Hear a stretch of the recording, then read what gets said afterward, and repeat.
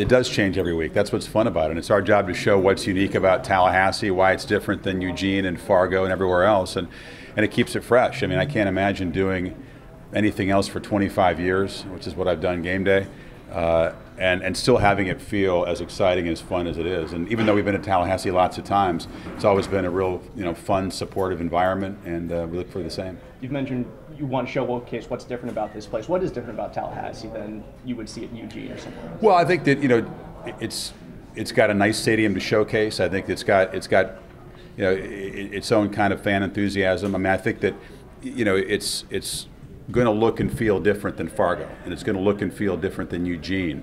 And I think over the years we've traveled around the campus and done shows from different places, like the baseball field. And now I think the way the stadium has been remodeled, it's beautiful, and we've got a great location. I think this is one of the more photogenic spots for the show right out in front here. 3 years ago, it was the first time in a while since you guys have been back. What's it like having this as kind of your spot to come back year in year?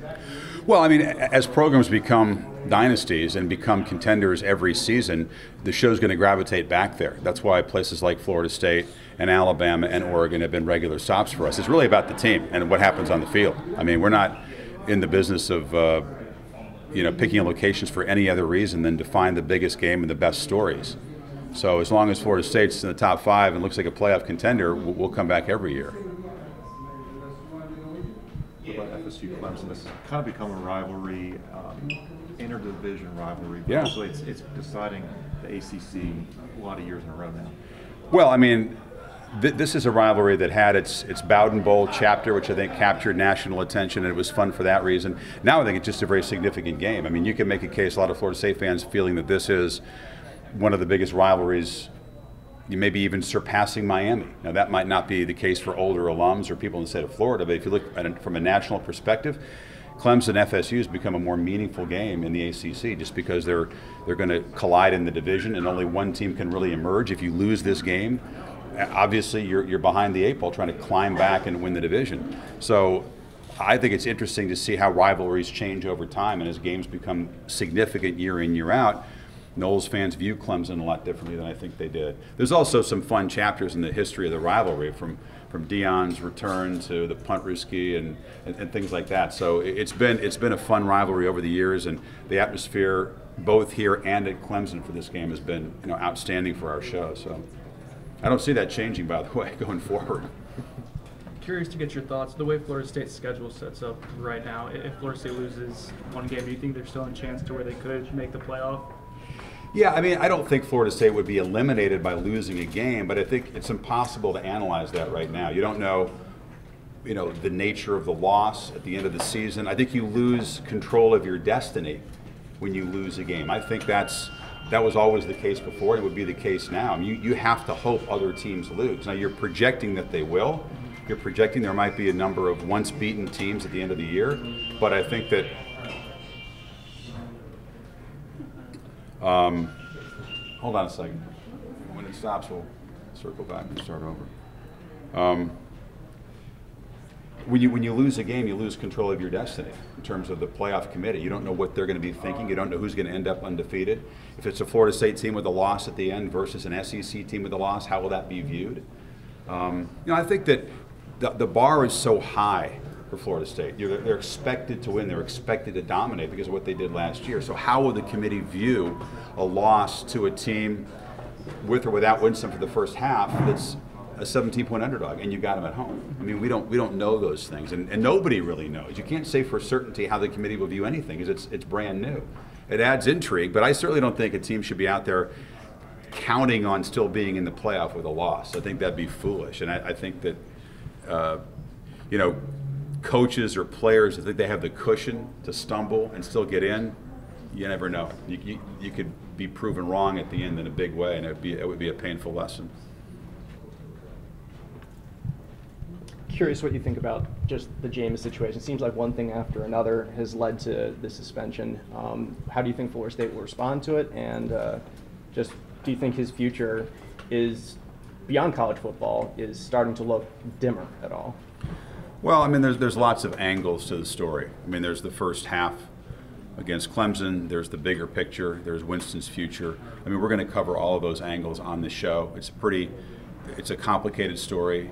I think Jameis has been a polarizing figure in college football for non-Florida State fans ever since he began his career, and that's only heightened now. But in terms of opinions on the suspension and any other facets of the story detail, we're going to save that for game day and talk about it tomorrow. We've got lots of different opinions from all over the landscape, and they'll all weigh in on the story. And I hope we'll have different opinions and cover a broad spectrum of ideas about this story. Do you think he's more or less polarizing than Johnny Manziel, or is it kind of similar? Well, I think any player that has success at a young age and is seen to be a flamboyant personality, or kind of his own guy, and has maybe been in trouble with rules or the law, as Manziel was, is going to be polarizing. I think that in the modern age of social media and 24/7 media scrutiny that ESPN is a big part of, you need fodder, and you need to have things to talk about and chew on to fill the airwaves. And players like Manziel and Winston being in the spotlight from a very young age, it heightens it even more. But I mean, look where we are in the NFL, and look at the social context of sports stories bleeding over into the news. It's where we are right now. I think that it's hard for me to say whether Jameis is more or less polarizing than somebody. I just know that I have contact with plenty of fans, and you hear plenty of opinions. That's what social media is about. And I think that there are plenty of people who have strong feelings about Jameis. Kind of Cool. before all the quarterback stuff, people were talking about Clemson's defensive line, Florida State's offensive line. Do you think that that's still one of the storylines for this one, or does it kind of get pushed aside? Yeah, I mean, we did Florida State's opening game.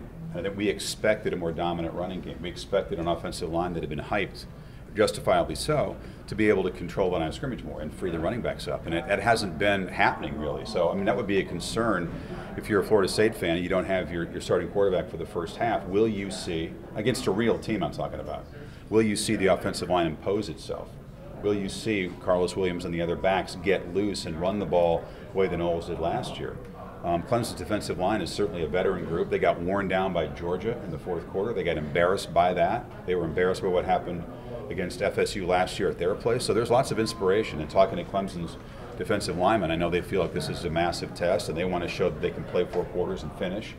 And for them, it starts with stopping the run, and that's what I think their main job will be. They'll expect a more conservative, run-based approach from Florida State, because that's what you do when you don't have your starting quarterback and you're trying to get McGuire involved slowly.